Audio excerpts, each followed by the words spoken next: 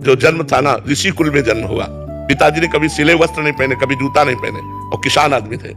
और हम लोगों को बचपन से भगवान नाम सुनना, भगवत गीता सुनना, भगवत रामायण सुनना, भगवत भागवत सुनना, ये सब सौभाग्य बचपन से, जब से सुधी हुई तब से सुनने को मिलता है। बड़ा भाई शाम के बैठ के 1 घंटा रोज इस बात की चर्चा, रामायण की चर्चा, भागवत लालटेन जला करके। तो अब वो संस्कार पूर्व के 13 वर्ष की अवस्था में प्रबल हो गए, तो घर से बाहर निकाल दिया।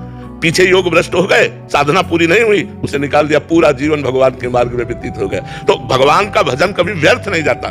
जैसे श्री राजर्षि भरत जी भगवान ऋषभ देव जी के पुत्र हैं, बड़े योगी महात्मा हैं।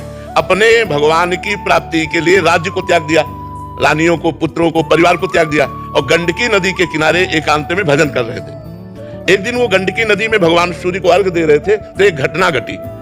एक मृगी गर्भवती थी जो प्रसव होने ही वाला था, वो पानी पीने के लिए आई। इतने में पीछे से सिंह ने दहाड़ की, अब वो भयभीत होकर के छलांग मार दी गंडकी नदी में। तो वो बच्चा योनि से धारा में गिर गया और वो गिरी और मर गई।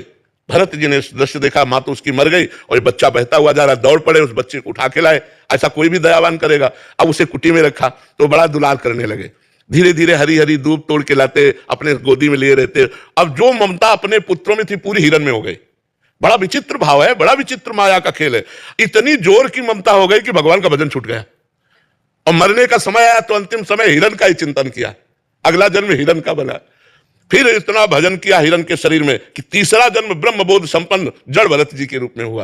तो भजन कभी व्यर्थ नहीं जाता। हिरण बने तो गंडकी नदी में ही खड़े होकर के रात दिन भजन करके भगवान का, अगला जन्म उनका ब्रह्मबोध संपन्न